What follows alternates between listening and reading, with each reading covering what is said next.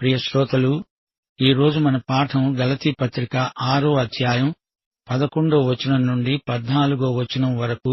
పౌలంటున్నాడు, నా స్వహస్తములతో మీకెంత పెద్ద అక్షరాలతో రాస్తున్నానో చూడండి. శరీర విషయమందు చక్కగా అగపడగోరేవారెవరో వారు తాము క్రీస్తు యొక్క శిలువ విషయమై హింస పొందకుండా ఉండడానికి మాత్రమే సున్నతి పొందాలని మిమ్మల్ని బలవంతం చేస్తున్నారు. అయితే వారు సున్నతి పొందినవారైనా ధర్మశాస్త్రమును ఆచరించరు. తాము మీ శరీర విషయమందు అతిశయించే నిమిత్తము మీరు సున్నతి పొందాలని కోరుతున్నారు. అయితే మన ప్రభువైన యేసుక్రీస్తు శిలువయందు తప్ప మరి దేనియందు అతిశయించడము నాకు దూరమగునుగాక. దానివలన నాకు లోకము, లోకానికి నేను శిలువ వేయబడి ఉన్నాము. ప్రియ శ్రోతలు, పౌలు ఈ పత్రిక ముగింపులో ఏమంటున్నాడో విన్నారా? తాను స్వహస్తంతో ఈ ఉత్తరం రాశాడు, పెద్ద అక్షరాలతో రాశాడు. ఈ యూదామతవాదులు మీరు సున్నతి పొందాలని బలవంతం చేస్తున్నారు. వారిదంతా మానవ దృక్పథంలో ప్రదర్శన కోసం చేస్తున్నారు. అసలు వారి ఆంతర్యం ఏమిటంటే క్రీస్తు శిలువ వల్ల కలిగే హింసలను తప్పించుకోవాలని. మీరు సున్నతి పొందాలి అని చెబుతున్నారే, వీరు ధర్మశాస్త్రాన్ని ఆచరించరు. మీరు మతాచారాలను ఎలా పాటిస్తారో చూచి అతిశయిస్తారు. అది కేవలము శారీరకమైన డంబాచారం మాత్రమే. యేసు శిలువే నాకు అతిశయం. మరే విషయంలోనూ నేను అతిశయించను. అలాంటిది జరగదు. యేసు శిలువ మహాశక్తి. నేను లోకానికి, లోకం నాకు శిలువ వేయబడినట్లే. శ్రోతలు వింటున్నారా? అబ్రాహాము దేవుణ్ణి నమ్మాడు. దేవునితో కనాను భూమియందు సంచరించాడు. ఆ కాలంలో కనానీయులు దుర్మార్గులు, వేషధారులు. వారు ఆ దేశాన్ని ఆక్రమించుకొని ఉన్నారు. అబ్రహాముకు ఇస్సాకు అనే కొడుకు పుట్టాడు. ఇస్సాకు పెరిగి పెద్దవాడయ్యాడు. అబ్రహాము అతణ్ణి మోరియా కొండమీదికి తీసుకువెళ్లాడు. దేవుని ఆజ్ఞను అబ్రహాము విధేయుడై పాటించాడు. తన కుమారుణ్ణి బలి ఇవ్వడానికి సిద్ధమయ్యాడు. అయితే ఇస్సాకును వధించకుండా దేవుడు అబ్రహామును వారించాడు. అబ్రహాము ఆధ్యాత్మిక బీజం నాటాడు. నిత్యజీవమనే పంట కోశాడు. యొకెబెదు ఎవరు? ఈమె మోషే తల్లి. ఆ రోజుల్లో చాలా భయంకరమైన పరిస్థితులున్నాయి. మోషే బాలుడి ప్రాణాలను కాపాడడానికి ఆమె ఒక పథకం రూపొందించింది. మోషేను ఫరో కుమార్తె పెంచుకున్నది. దేవుని మార్మికమైన ఏర్పాటు ప్రకారం యొకెబెదే శిశువుకు దాదిగా పాలిచ్చింది. చిన్నప్పటి నుండి యొకెబెదు మోషేకు దేవుణ్ణి గురించి చెప్పింది. పాలివ్వడమే కాదు, తమ దేవుణ్ణి గురించిన జ్ఞానం కూడా ఇచ్చింది. అబ్రహాము పిలుపును గురించి చెప్పింది. ఇశ్రాయేలు జాతి పట్ల దేవుని చిత్తమేదో అతనికి నేర్పింది. మోషే రాజసౌధంలో ఈజిప్టు సంస్కృతి సభ్యతల్లో ఎదిగాడు. యోకెబెదు మోషే తల్లి. ఈజిప్టు తనకు తన జాతికి వ్యతిరేకం. ఈజిప్టు సంస్కృతి కేవలం సుఖభోగపరాయణత్వం. ఈజిప్టు వారి మతం, వారి వేదాంతం అంతా దేవునికి, దేవుని ప్రజలకు కేవలం విరుద్ధం, వ్యతిరేకం, అనాధ్యాత్మికం. అది విగ్రహారాధన. వస్తువులను పూజిస్తారు, మనుష్యులను వస్తువుల్లాగా వాడుకుంటారు. వారి సభ్యతలో ప్రేమకు చోటు లేదు. మోషే యువదశలో అతని జీవితం గొప్ప మలుపు తిరిగింది. మోషే ఏం చేశాడు? ఈజిప్టు పాపభోగాలకు వీడుకోలు చెప్పాడు. దేవుని ప్రజలతో తనను తాను సంయుక్తపరుచుకున్నాడు. యొకెబెదు ఏమి విత్తిందో అదే పంట కోసింది. ఇక దావీదు జీవితాన్ని పరిశీలించండి. దావీదు ఘోర పాపం చేశాడు. దావీదు క్రూరుడు, పాపి అని లోకం అపార్థం చేసుకోవచ్చు. కాని అతడు పాపాన్ని ప్రేమించినవాడు కాడు. అతడు దేవుణ్ణి ప్రేమించిన వ్యక్తి. దేవుని హృదయానుసారి దావీదు. తెల్లటి తెరమీద నల్లటి సిరామరక అయింది అనుకోండి, అది ఎంతో దూరానికి కనిపిస్తుంది. అయితే నల్లటి తెరమీద నల్ల సిరామరక అసలు కనిపించనే కనిపించదు. దావీదుకు ముందు, దావీదు తరువాత ఎందరో రాజులు వచ్చారు. వారు చెడ్డరాజులు. దావీదు చేసిన పాపం కంటే ఇంకా ఘోరమైన పాపాలే చేశారు. గాని అవి కనపడవు. దావీదు చేసిన పాపం మటుకు అతి పెద్దదిగా కనపడింది. అదీ సంగతి. దావీదుకు దేవుడంటే భయం ఉంది. దేవుని హృదయం దావీదు ప్రవర్తనకు చలనహేతువు. దుప్పి నీటివాగుల కోసం ఆశపడినట్లు దేవుని కోసం దావీదు ప్రాణం తృష్ణగొని ఉంది. అయితే దావీదు విత్తిన పాపబీజం విషాముష్టి పంటను తెచ్చింది. అతని సంతానం పాడైపోయారు. నేస్తం, వింటున్నావా? నీవేది విత్తుతావో అదే పంట కోస్తావు. మన జీవితమంతా విత్తనాలు వేయడమే. మేలు చేయడం అంటే మేలు రకం విత్తనాలు వేయడం, మేలు రకం పంట కొయ్యడం. మేలు చేయడానికి మన చుట్టూరా ఎన్నో అవకాశాలున్నాయి. సత్కార్యాలు చెయ్యండి గాని వాటికి పునాది సద్వాక్యం. ఇది కృపాసువార్త, ఆత్మానుసారంగా నడుచుకోవడం. అప్పుడు ఆత్మ ఫలం ఫలిస్తుంది. అందరికీ అవధులు లేకుండా మేలు చేయవచ్చు.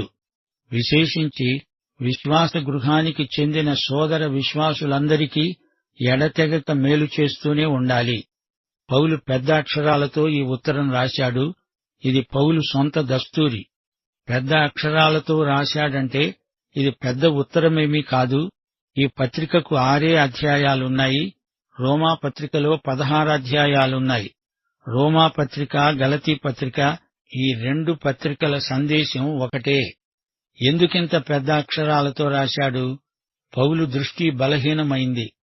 2 కొరింథీ 12 అధ్యాయం 7వ వచనం, శరీరంలో ముల్లు, అదే కంటి జబ్బు, నేత్ర బలహీనత.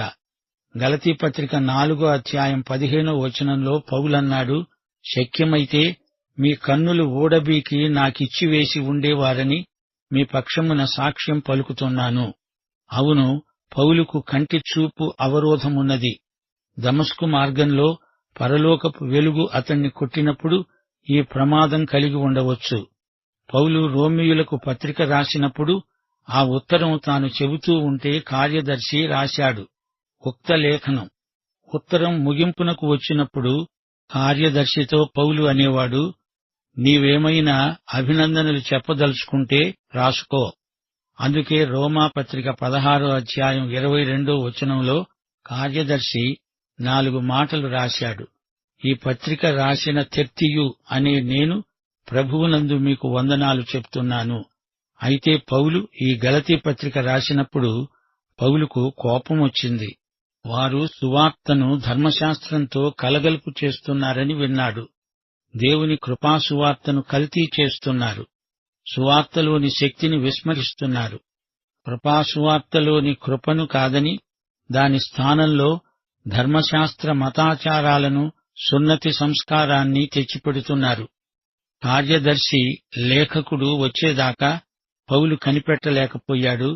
పెద్ద పెద్ద అక్షరాలతో తనే పత్రికనంతా రాసి ముగించాడు. కండ్లు మసక, సరిగా కనపడవు.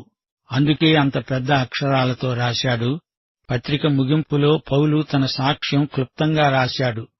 అన్యులను సున్నతి చేయించుకోవలసిందని ఈ ధర్మశాస్త్రవాదులు ఒత్తిడి చేస్తున్నారు.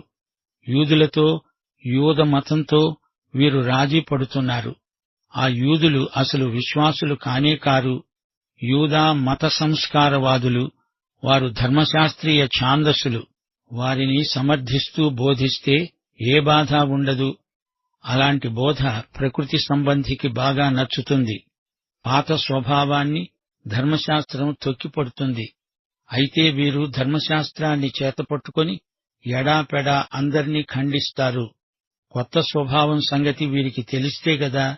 వీరికి కృప అంటే బొత్తిగా తెలియదు. తాను లోబడకపోయినా అవతలి వ్యక్తిని ధర్మశాస్త్ర దండంతో కొట్టాలని చూస్తారు. వీరి ధర్మశాస్త్రవాదం కృపాయుగంలో దేవుని దృష్టిలో అశాస్త్రీయం. ధర్మశాస్త్రమంతా నెరవేర్చరు. అందులో సున్నతి లాంటివి 1-2 పట్టుకొని తమ భక్తిని నలుగురిలో ప్రదర్శించడానికి తాపత్రయపడతారు. మానవ హృదయానికి కృప రుచించదు. శిలువ ప్రకృతి సంబంధికి అభ్యంతరం. అన్యులను సున్నతి చేయించుకోవాలని చెప్పి ధర్మశాస్త్ర విధేయులు అని పేరు తెచ్చుకోవాలని వారి ప్రయత్నం. మేము ధర్మశాస్త్రం క్రింద జీవిస్తాము అనేవారు నిజంగా ధర్మశాస్త్రం అంతటినీ అనుసరించరు, అనుసరించలేరు. కొండమీది ప్రసంగాన్ని ధర్మశాస్త్రంలాగా తయారు చేయడం మరో తప్పిదం. అలా చేసేవారు భక్తు వేషధారులు. కొండమీది ప్రసంగం నీ మతమా? అట్లా అనరాదు. కృపాయుగంలో పరిశుద్ధాత్మ నిర్వహణే క్రైస్తవ జీవితం. కొండమీది ప్రసంగమంతా విశ్వాసుల జీవిత శైలి. అలా చేయడానికి ప్రయత్నించటం కాదు, క్రీస్తులాగే జీవించడానికి పరిశుద్ధాత్మ నీలో ఉండి నీకు సాయం చేస్తాడు. వేషధారణ కాదు, చేసినట్లు నటించటం కాదు. కొండమీది ప్రసంగం మరో ధర్మశాస్త్రమూ కాదు. దేవుని కృప ధర్మశాస్త్రాన్ని మించినది. పరిశుద్ధాత్మ ధర్మశాస్త్రాన్ని మించి మన చేత చేయిస్తాడు. 14వ వచనంలో పౌలు ఇదే సత్యాన్ని పునరుద్ఘాటిస్తున్నాడు. యేసు శిలువయందే నేను అతిశయిస్తాను. నాకు లోకం శిలువ వేయబడింది, నేను లోకానికి శిలువ వేయబడి ఉన్నాను. అంటే పౌలుకు లోకానికి మధ్య శిలువ ఉంది. ప్రతి విశ్వాసి అనుభవము ఇదే అయి ఉండాలి. ఈ అనుభూతి నీ ప్రవర్తనను తీర్చిదిద్దుతుంది. కొండమీది ప్రసంగాన్ని జీవిస్తున్నాను అని అతిశయించటం కాదు, ఏదో గొప్ప సంఘంలో సభ్యుడివై ఉండడమూ కాదు. ఇవన్నీ నీకు అతిశయ కారణాలు కానే కావు. నీవు గొప్ప బోధకుడివా, కాపరివా, సువార్తికుడివా? వీటిలో అతిశయించటం కాదు. క్రీస్తు శిలువే మనకు అతిశయ కారణం. యేసు చనిపోయిన శిలువ, శిలువపై చనిపోయిన యేసు మాత్రమే నీకు అతిశయాస్పదం. దేవునికి స్తోత్రం. శ్రోతలు వింటున్నారా? సంఘాలలో ఆ రోజుల్లో మంచి ఉపదేశకులుండేవారు. క్రీస్తు ఆశీర్వాదాలు ఆ రోజుల్లో క్రైస్తవులు పరస్పరం సమృద్ధిగా పంచుకునేవారు. ఒకరికి ఎక్కువ ఉంటే, మరొకరికి తక్కువ ఉంటే ఇద్దరూ ఒకరితో ఒకరు పంచుకోవడం. ఇదే కొయినోనియా సహవాసం. నిత్య సత్యాలు నేను నీకు బోధిస్తే నీకున్న భౌతిక ఆశీర్వాదాలు నాతో పంచుకో. అప్పుడు మనిద్దరి మధ్య కొయినోనియా సహవాసం అర్థవంతమవుతుంది. విశ్వాసీ, నీలో శరీరానుసారమైన మనసు విజృంభిస్తే నీవు కోసే పంట విషాముష్టి పంట మాత్రమే. రాజమార్గంలో నడువు, ఇది ఆత్మానుసారమైనది. ఆత్మఫలం ఎంతైనా కోరదగినది. ఒక వ్యక్తి పాపం చేస్తున్నాడంటే చెడ్డ విత్తనం నాటాడని అర్థం. దాని పంట నీవు కోయక తప్పదు. నీకు స్కూటరు ప్రమాదమైందనుకో, తప్పు నీదే అయితే అధికారి క్షమించాడే అనుకో, అయినా నీ ఎముకలు విరిగాయి, నీ తప్పునకు ఫలితం నీవే అనుభవించాలి గదా. గాయం నయమైన తరువాత కూడా ఆ మచ్చ మాయదు. నీవు విత్తిందాని ఫలం నీవే అనుభవించాలి అనే సార్వత్రిక సత్యాన్ని పౌలు ఈ పాఠంలో సోదాహరణంగా నిరూపించాడు. యూదుల ప్రాపకం కోసం అన్యులు కూడా సున్నతి సంస్కారాన్ని ఆచరించాలని మతవాదులు సిద్ధాంతీకరిస్తున్నారు. ధర్మశాస్త్రాన్ని నెరవేరుస్తే దేవుడు ఆశీర్వదిస్తాడు అని వారు ధర్మశాస్త్ర యుగం గతించినా ధర్మశాస్త్రపు మాటలే తిరిగి మాట్లాడుతున్నారు. మానవుడి ప్రయాస ప్రయత్నము రక్షణ మార్గము కాజాలవు. పౌలు వారికి శిలువను చూపుతున్నాడు. రక్షణ కోసం మీరు పడే ప్రయాస అంతా వృధా. రక్షణ ఉచిత కృప. నీ విశ్వాసము దేవుని కృప రక్షణలో కలుసుకుంటాయి.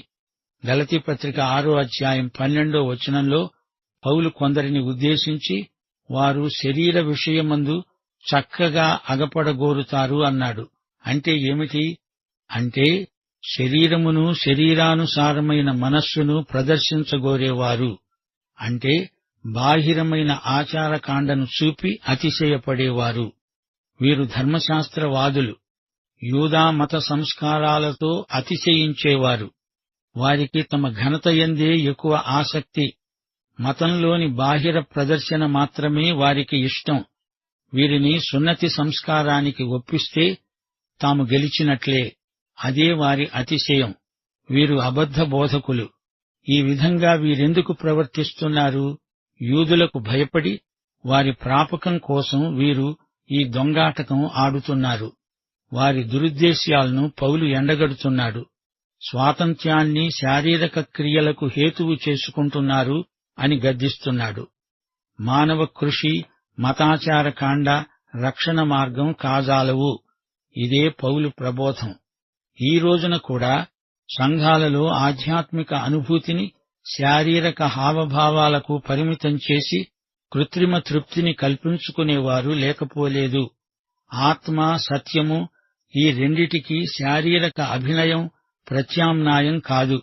ఆరాధన అంటే దేవుని స్వభావాన్ని పంచుకోవడం. ఇందులోనే ఆత్మకు తృప్తి. క్రీస్తు శిలువ వల్ల కలిగే అభ్యంతరాన్ని తప్పించుకునే ప్రయత్నం చేయకండి. మతవాదులతో రాజీ పడకండి. క్రీస్తును, ఆయన ఉచిత కృపను యూదులు వ్యతిరేకిస్తున్నారు. ధర్మశాస్త్రీయ మతాచారమైన సున్నతిని అడ్డం పెడితే యూదులు సమ్మతిస్తారు. అందుకే ఈ యూద మతవాదులు అన్యులకు సున్నతి అవసరమని బలవంతం చేస్తున్నారు. పౌలు వారి చేష్టలను గర్హించాడు. యేసు శిలువే నా అతిశయం అంటూ పౌలు తన అనుభవ సాక్ష్యాన్ని వారికి వినిపించాడు. పౌలు హృదయం నిండా యేసు యొక్క విమోచనాత్మక కృప ఉంది. మానవునికి దేవుని కృప పొందే అర్హత నిర్హేతుకమైనది. అందుచేత ఏ శరీరీ అతిశయించడానికి ప్రభువు ఎదట ఏమీ లేదు. యాకోబు పత్రిక 2:10 ప్రకారం ఎవడైనా ధర్మశాస్త్రమంతా గైకొని ఒక్క ఆజ్ఞ విషయములో తప్పిపోయిన ఎడల ఆజ్ఞలన్నిటి విషయములో అపరాధి అవుతాడు. ఇక్కడ ఈ మతవాదులు సున్నతి అనే ఒక్క ఆజ్ఞను మాత్రమే పాటించి మిగతా వాటిని వదిలేస్తున్నారు. వారు వీరు ఒకటే కోవకు చెంది ఉన్నారు. శిలువ సందేశం గలతీ పత్రిక అంతటా పర్యాప్తమై ఉన్నది. ధర్మశాస్త్రము విషయమై మృతులము, క్రీస్తునందు దేవునికి సజీవులము. నాకు లోకము, లోకానికి నేను సిలువ వేయబడి ఉన్నాము. ఈ ప్రక్రియ అంతా నిర్వహించేవాడు పరిశుద్ధాత్మే. నేను క్రీస్తుతో కూడా సిలువ వేయబడి ఉన్నాను. ఇక జీవించేవాణ్ణి నేను కాను, క్రీస్తే నాయందు జీవిస్తున్నాడు.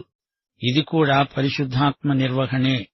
క్రీస్తు సంబంధులు శరీరమును దాని ఇచ్ఛలతో, దురాశలతో సిలువ వేసి ఉన్నారు. ఆత్మకార్యమే ఇది. సిలువ వేయబడిన క్రీస్తుతో మనలను మనం సంయుక్తపరచుకొని చూసుకుంటే అన్నీ మనకు కొత్తవిగా కనిపిస్తాయి. ఇప్పుడు మనము స్వేచ్ఛగా దేవుని కోసమై జీవించడానికి ధర్మశాస్త్రము నుండి విడుదల పొంది ఉన్నాము. ప్రియ శ్రోతలు, ఈ పాఠంలో మరచిపోకూడని సత్యాలున్నాయి. దొంగ బోధకులు పేరు ప్రఖ్యాతుల కోసమై పాకులాడతారు. శరీరానుసారులు హింసలు తప్పించుకునేందుకు మతంతో రాజీ పడతారు. తమను వెంబడించే వారి సంఖ్యాబలం వీరికి ముఖ్యం. క్రీస్తు శిలువ లోకాన్ని మన కోసం, మనల్ను లోకం కోసం సిలువ వేస్తుంది. గమనించండి, అతిశయం మనకు తగిందేనా? రక్షణ విషయంలో అంతా ప్రభువే చేశాడు. మనము అతిశయపడడానికి ఆస్కారమే లేదు. పాప సమస్యను పరిష్కరించడానికి యేసుక్రీస్తు మానవుడి సాయం కోరలేదు. విశ్వాసి అతిశయించగోరితే క్రీస్తును బట్టి అతిశయించాలి. క్రీస్తు మాత్రమే మన స్తుతి ప్రశంసలకు పాత్రుడు. యేసు నామమందే మనము అతిశయించాలి. రక్షణకు కావలసింది నీ విశ్వాసం, మతాచారం కాదు. అది ఏదైనా కావచ్చు. రక్షణకు వాటితో నిమిత్తం లేదు. యూదులు యేసును అంగీకరించి యేసును తమ మతానికి అదనంగా చేర్చారు. దేవుని దగ్గరికి క్రీస్తు ద్వారా ఎవరైనా రావచ్చు. ధర్మశాస్త్రం యేసు దగ్గరికి ముఖద్వారమేమీ కాదు. శరీరానుసారులైన మతబోధకులు కోరేదేమిటి? పేరు ప్రఖ్యాతులు. తమ అహమును పోషించుకుంటారు. సంఖ్యాబలం మీద ఆధారపడతారు. వీరికి కీర్తి కండూతి ఎక్కువ. తమ పదవిని జాగ్రత్తగా కాపాడుకుంటారు. అవకాశాల కోసం ఎదురు చూస్తారు. ఎంతో కృషి చేస్తారు. ప్రజాకర్షణ కోసం నానాయాతన పడతారు. పౌలు గలతీ సంఘస్థుల పోకడలను పసికట్టి హితబోధ చేశాడు. ఈ పాఠం సారాంశమిదే. యేసే, ఆయన శిలువే మన అతిశయం. శ్రోత, నీవు రక్షించబడ్డావా? క్రీస్తు శిలువయందు అతిశయిస్తున్నావా? అయితే ఈ పాఠం, ఈ సందేశం నీకోసమే. పాఠం సమాప్తం. మన ప్రభు అయిన యేసుక్రీస్తు వారి కృప, తండ్రి అయిన దేవుని ప్రేమ, పరిశుద్ధాత్మ యొక్క అన్యోన్య సహవాసము మనకందరికీ నిత్యత్వము పర్యంతము తోడై ఉండునుగాక. ఆమేన్.